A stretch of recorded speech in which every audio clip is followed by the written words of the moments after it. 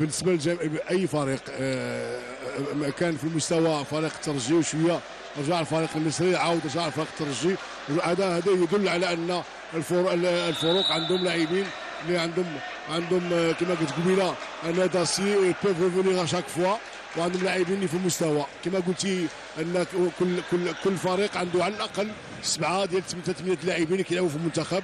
اذا هذيك كتحسب مباراه ما بين المنتخب المصري والمنتخب التونسي بالفعل. ودائما هذه المباريات بهذا المستوى كينتهيوا بهذا السكور هذا، اما ان بوت ديكار، اما تعادل، اما ان برولونغاسيون. هذا هو لانه لا الكره التونسيه ولا الكره المصريه رياضه كره اليد في مستوى عالي عندهم، وعندهم اهتمام كبير بالفروق ديالهم، وعندهم اهتمام كبير بالكره ديالهم، لهذا فهم وصلوا هذا المستوى هذا. وكذلك هذه فرصه تحيه للاشقاء المصريين والتونسيين الذين اكيد يتفاعلون مع اجواء المقابله عبر قناه الرياضيه التي ترصد الحدث وتقرب اكيد الجمهور المغربي وكذلك الجماهير العربيه المصريه والتونسيه، وكذلك حتى يعني الجماهير اللي غتتابع الفرق ديالها، لانه هناك مدارس كبيره، هناك فرق عربيه اكيد من افريقيا، هناك من افريقيا جنوب الصحراء كلها ستتنافس على مدى ايام، على مدى اسبوعين هنا بمدينه العيون في عرس رياضي كبير. قلت بانه يعني الملامح بدات اكيد السي عبد الاله منذ البدايه، فهذا التشويق وهذه الاثاره وهذا التنظيم وهذه البدايه الجيده كلها معطيات اكيد ستخدم يعني مصالح هذا البطوله. نعم، المباراه قويه بهذا المستوى الان. هدف احمد احمر ياتي هدف من جانب الفريق المصري. احمد احمر 27 رجعت الفريق التونسي الترجي الرياضي التونسي. كانت كره ديال اللاعب احمد الاحمر اللي يعني تحدثنا على الغياب ديالو في المقابله، ما كانش حضور جيد، لكن الان في اللحظات الاخيره من الشوط الثاني ظهر اللاعب احمد احمر بامكانيات كبيره. خطا يشير الحكم 27 مقابل 26. الزمالك الان هو اللي متقدم في النتيجه، الزمالك المصري هو المتقدم في النتيجه الان. دفاع قوي ديال الزمالك، ولكن الفريق المصري كيحاول في الاتاك بلاسيك يحاول يلقى الحل الان. اذا مشات كره تقاطع العلواني هو يقدر يلقى الحل. اذا نتابعوا خطا يشير الحكم العلواني. الدفاع الان متماسك ديال الزمالك. اذا فرصه تونسيه الان اونتيج دائما حماد لاعب سلبي، لعبات من مروان شويرف، صويبه من جابر اليحيوي، جابر اليحيوي واللمسه من مروان شويرف يسجل هدف التعادل 27 مقابل 27. تابعوا لإعادة التمريرة من جابر اليحيوي واللاعب مروان شويرف كيتمكن من تسجيل هدف رقم 27. الآن تفاعل من جانب المدرجات، هناك أكيد بعض المتعاطفين مع الفريقين معا، وهناك من يساند الفرجة ومن يساند الترجي والزمالك في آن واحد، في امل ان تتواصل النديه والتشويق في هذه المقابله. تابعوا هذه محاوله، فرصه سيدو شميله من محمد عبد السلام. تحسن في محمد عبد السلام 28 27. ردة الفعل تاتي بشكل سريع من طرف من اظن من طرف اللاعب كمال علويني. هذه خروج استبعاد لدقيقتين وكانت روج والمره الثالثه. هذه الثالثه. محمد هاشم يودع كما هو الشان اكيد كنظن في يعني بخصوص لاعب الزمالك كريم ايمن اللي غادر كذلك. ثانيه نعم. اذن الثانيه حسن حظه محمد هاشم، حسن حظه بكل توقيت 28. الساده والسيدات الان اكيد الشوط الاضافي الاول هناك نديه، هناك تعادل في النتيجه. هذا صادق يبحث من اجل الاختراق، وصلت زميله في الفريق احمد الاحمر لصادق التمرير بهذه الطريقه الجميله، بهذه الطريقه من محمد عبد السلام يسجل الهدف يسجل هدف التقدم 29 مقابل 28. تقدم من جانب فريق الزمالك المصري. الهدف الخامس لهذا اللاعب هذا في اخر اشواط المباراه، معناه انه لاعب. انا كنتحدث على الاسماء المؤثره اللي بامكانها تغيير المعطيات، والمعطيات الان يحاول فريق الترجي الرجوع في النتيجه. نتابعوا عمليه ديال التمرير بهذه الطريقه. شبيله ولكن اجمل كان هو كريم هنداوي، وهناك رميه جزاء لفائده الفريق التونسي. رميه جزاء أسامة بوغنمي.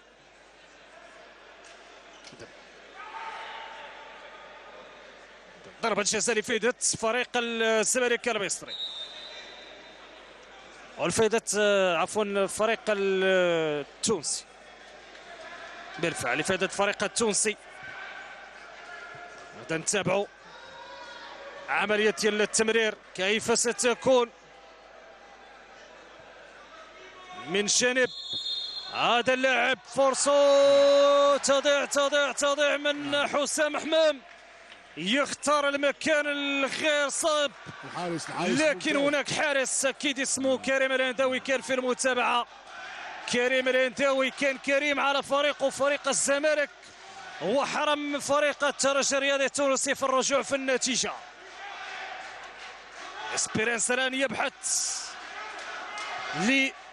للرجوع، والزمالك سيبحث لتسجيل هدف اخر، هدف رقم 30. هذه فرصه كان ضايعه ماذا يقول الحكم؟ يشير ضربة جزاء لان اللاعب ديال الفريق الترجي دخل لازون وعطى الحكم ضربة جزاء. تابعونا الاعاده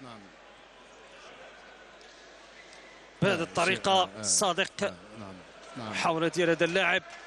اذا ضربة جزاء لفائدة فريق الزمالك المصري. إذا ستلعب من أحمد الأحمر. فرصة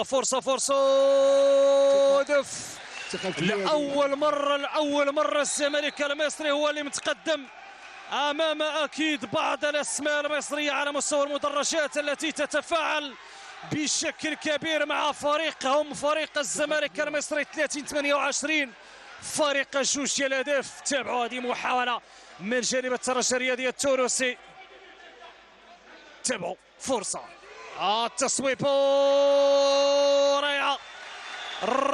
رائعة من كمال علويني، رائعة من كمال علويني الذي يقلص الفريق في هذه اللحظات. أيها السادة والسيدات، تنتهي وينتهي الشوط الإضافي الأول في انتظار الشوط الإضافي الثاني في صراع تونسي مصري بين الترجي الرياضي التونسي والزمالك المصري. كيتبين الفريق المصري البونتوج ديال الفريق المصري كان دائما كيضغط على لاطابل وخلق مشاكل كبيره لاطابل.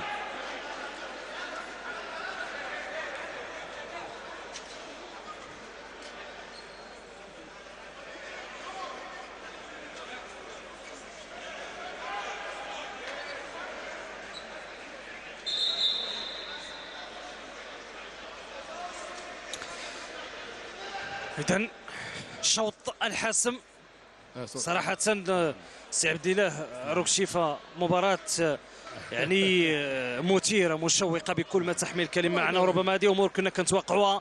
أكيد الشوط الأول ما كانش ذاك الإيقاع اللي كنا كننتظروا، لكن بان بأنه يعني خصوصا الفريق المصري يعني احتفظ بعمل تشويق وخلاه حتى الشوط الثاني واخرج كل الاسلحه اللي تغير من المعطيات. اذا 30 مقابل 29 مستوى اصبح مستوى المباريات مستوى كبير الان. مستويات اكيد اللي كتعطي اكيد واحد رونق خاص لهذه البطوله، وهذا نهائي خاص بالكاس الممتازه لكره اليد وما يعرف به السوبر.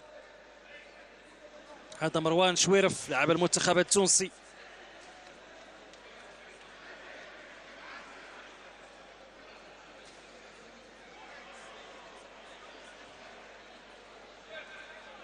توقعوا شوط مثير بكل ما تحمل الكلمه من معنى. الهجوم ديال الفريق ديال تونس غادي يلعب دور مهم فيما تبقى من المباراه، لانه لا اصابه يصعب الامور على فريق الزمالك الى اخطاء في التسجيل، فغادي يسهل المأمورية على الزمالك.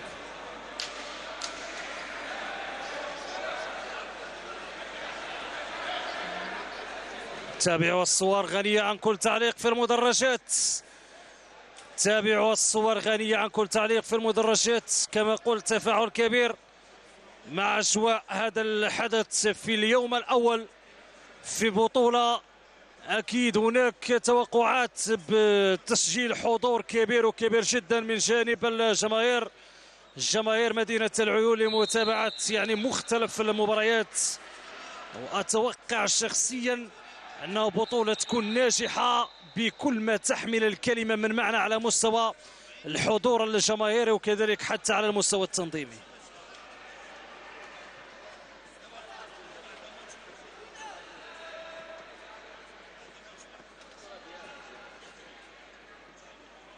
إذن ستستأنف المباراة.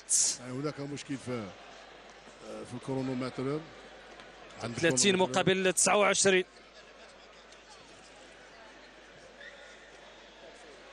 فارق ديال الهدف يجعل من المقابلة مفتوحة على كل الاحتمالات، يجعل من المباراة النتيجة غتكون مفتوحة على كل الاحتمالات.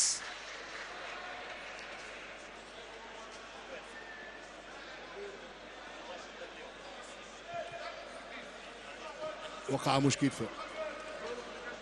على مستوى اكيد العداد.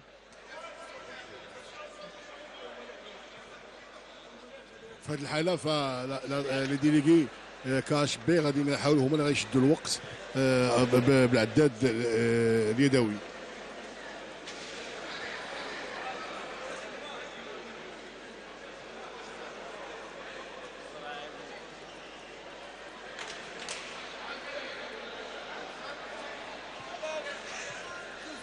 إذن 30 مقابل 29.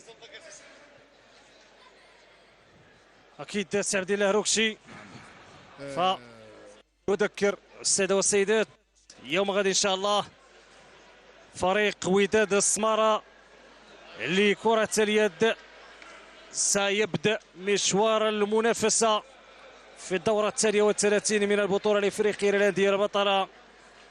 اكيد جماهير مدينه العيون مطالبه بالمساندة، أكيد مساندة فريق وداد السمارة الذي سيكون كذلك مؤازر من جانب جمهور مدينة السمارة، جمهور اللي عودنا دائما على المساندة سواء بالمباريات التي تجرى بمدينة السمارة وخارج مدينة السمارة. فريق وداد السمارة اللي خطف الأضواء بشكل كبير وكبير جدا خلال السنوات الأخيرة والسنتين الأخيرتين. أكيد الموسم المنصرم الفوز بالثنائية لقب كأس العرش ولقب البطولة الوطنية، ويراهن على بطولة إفريقية كانت عنده فيها ذكريات جميلة، احتلال المركز الرابع بدورة الكاميرون بيواندي. لذلك أول مشاركة كانت مميزة الفريق وداد السمارة بالكاميرون، وهذه كانت انطلاقه ديالو باش ولا فريق يحسب له الف حساب في المنظومه ديال كره اليد الوطنيه وافريقيا، ومشاركته كثيره في البطولات الافريقيه خلاته يكتب تجربه. ولماذا لا في هذه الدوره هذه اللي كتقام في عيون. تابعوا حتى الصور علي صراحه جميله بهذه القاعه اللي اكيد تحتضن هذا الحدث. نذكر بانه يعني ثلاثة ديال القاعات بمواصفات جيدة جدا ستحتضن فعاليات هذه البطولة كلها، يعني معطيات تؤكد بأنه هناك منجزات كبيرة على المستوى الرياضي، كذلك تنضاف لبقية المنجزات الأخرى في مختلف المجالات هنا بحاضرة الأقاليم الجنوبية للمملكة. إذن ستستأنف المقابلة. كرة لفائدة الترجي الرياضي التونسي أن يبحث من أجل التعادل. 5 دقائق نتعرف من خلال على الفيصل. الهدف أيمن حمود يسجل الهدف رقم 30. التعادل 30 مقابل 30. ويكون شي 10 أهداف لأنه حقا لاعب مؤثر هذا اللاعب ايمن حماد لاعب المنتخب التونسي. الان دابا تعادل، كره مصريه، تعادل الكره مصريه للزمالك. هذا مصطفى الصادق، وصلت زميله في الفريق محمد عبد السلام. صادق التمرير لمحمد هاشم، مشات الجهه اليسرى محمد عبد السلام، هذا البحث على الاختراق من طرف احمد الاحمر، تصل للاحمر من شديد، تمرير اشبيلو، لكن تدخل اشمل من جانب الحارس، الاعتماد على الهجومات المرتده، لكن فضل انه يكون متريث في الكره الاخيره ويقوم بالهجوم المنظم فريق الترجي الرياضي التونسي. تألق مروان مقايس، حارس كبير، حارس كبير. هو خطأ، مشات مصرية البحث على التمرير، الاعتماد على الهجومات المرتدة، لكن هو الآخر يفضل التريث في الكرة الأخيرة. خطأ هجوم. لاعب صديقي كيبحث على ضربة جزاء. تلعب الكرة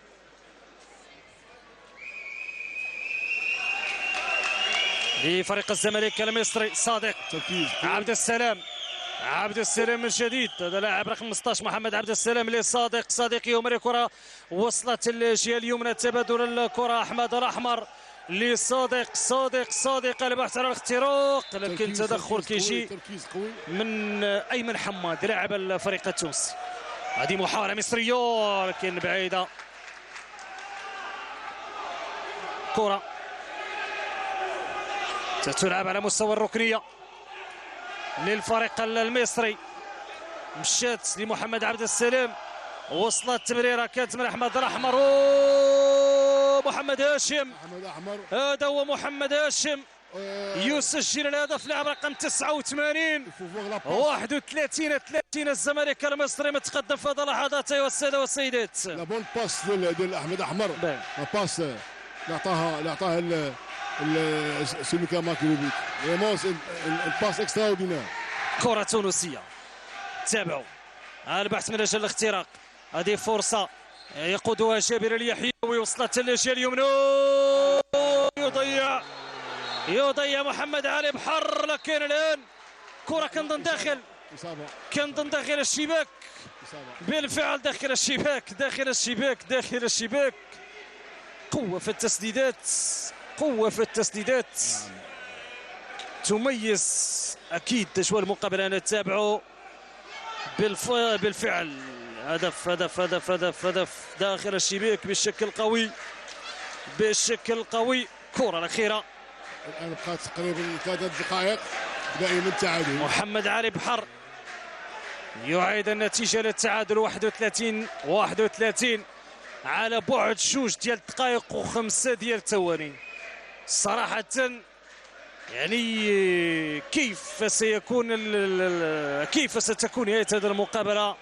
الكل هنا يتساءل من هو الفريق الذي سيفوز، على الزمالك المصري أم الترجي الرياضي التونسي؟ مباراة حقيقة قوية، مستوى التنظيمي يعني كيف كيبان اكيد السي عبد الاله. نعم. امور تسير بشكل مثالي جدا.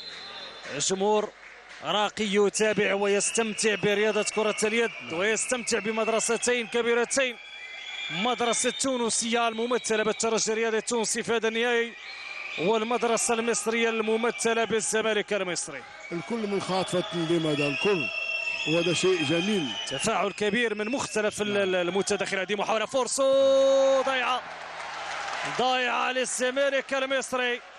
كان قريب محمد هاشم من تسجيل هدف رقم 32 كيخلي المقابلة بنتيجة التعادل. لكن نتابعوا الإعادة.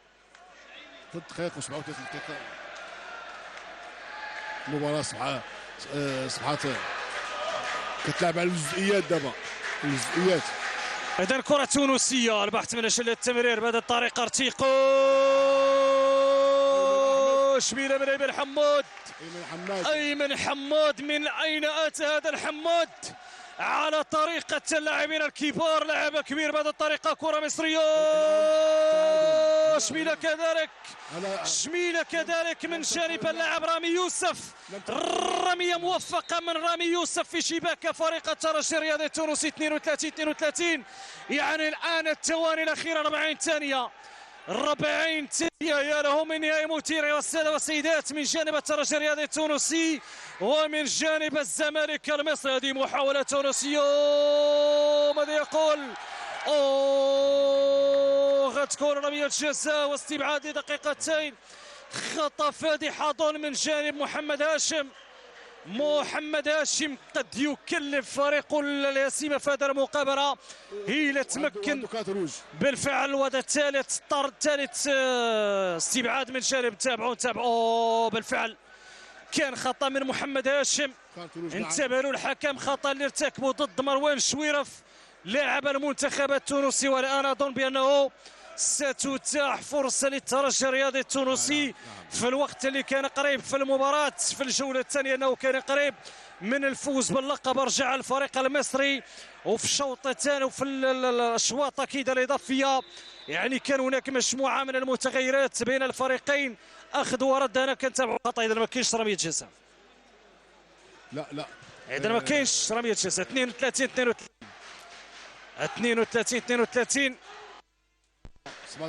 30 ثانية. 30 ثانية متبقية. 4 ديال الدقائق و30 ثانية. انتظروا.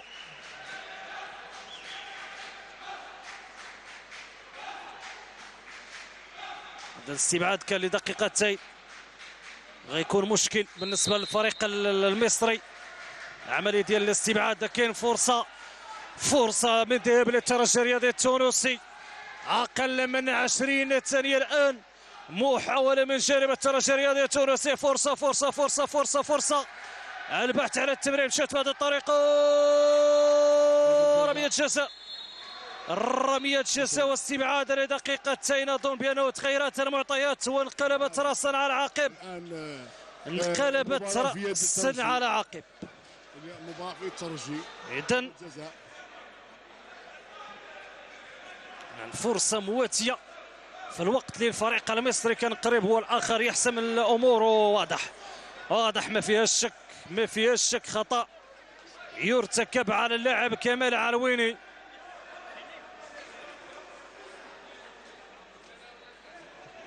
على بعد 10 ديال الثواني. بطل تونس في 30 مناسبة أو 25 مناسبة في كأس تونس. بطل أكيد كأس تونس الممتازة واللي حقق مجموعة من الإنجازات الكبيرة.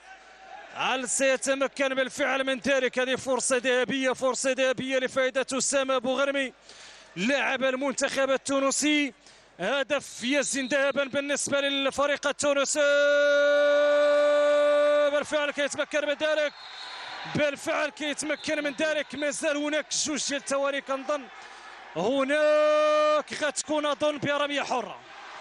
ضربة جزاء كنظن غتكون خطأ فادح ارتكبه اللاعب أسامة بوغنمي. كانت عملية ديال اعتراض في الوقت اللي كان هناك محاولة من أجل أكيد يعني استئناف اللعب. إلى أمكن نعاودوا نشوفوا المحاولة الأخيرة. زميلي خالد جديد على مستوى إخراج المقابلة. كذلك كل زملائي في الوحدة المتنقلة لقناة العيون مشكورين على كل المجهودات الكبيرة بإشراف زميلي بودعلي و زميلي أنس عبد الرحيم.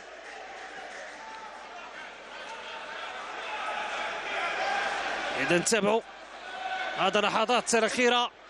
انتظروا قرار الحكم. كان مطالبة برمية جزاء بالنسبة للفريق المصري. نشوفوا القرار ديال الحكم. هناك حديث، هناك حوار، وهناك لقطات أخوية في هذه اللحظة من جانب لاعبي الفريق المصري والتونسي. إذا الآن كرة غتلعب من جانب الفريق المصري كنظن. نعم لم تبقى إلا ثانيتان فالمباراة انتهت. كل شيء ممكن المباراة انتهت بالنسبة كل شيء ممكن. إن كانت الأمور صعبت على الفريق المصري.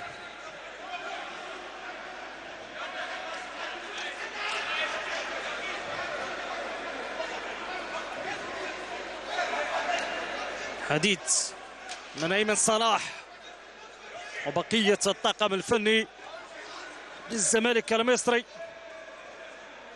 كنظن يطالبون برمية جزاء بداية أنه كانت عملية ديال الاعتراض في أثناء استئناف اللاعب هنا التمرير من أجل استئناف اللاعب من جانب العناصر ديال فريق الزمالك المصري.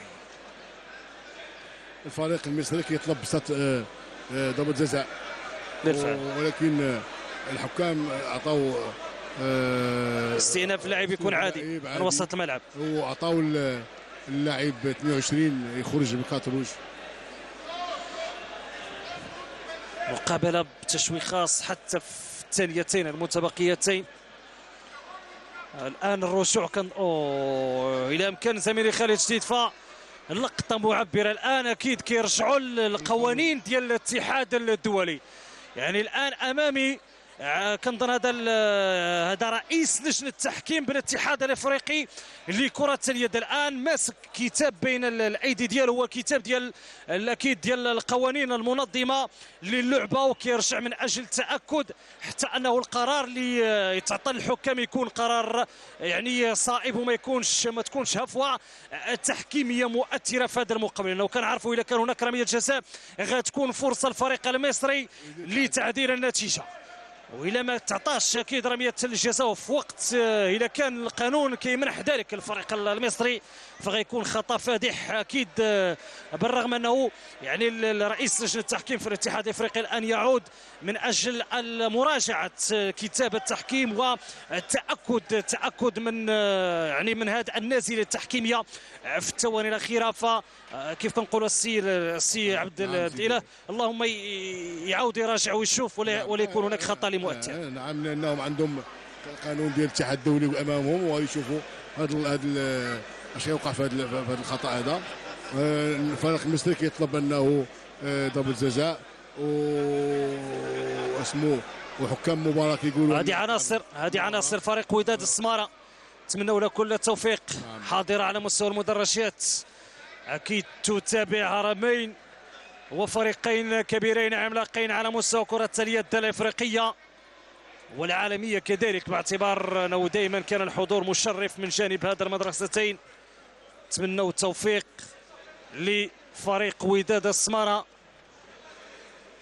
لكرة اليد وفريق جماعة الحي المحمدي على مستوى الإناث. نتمنوا تكون فرصة لفريق جماعة الحي المحمدي لكسب يعني تجربة والاحتكاك أمام مدارس كبيرة جدا.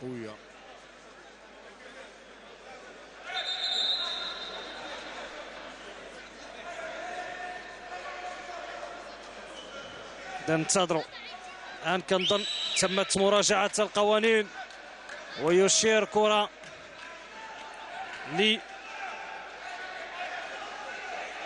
لفائدة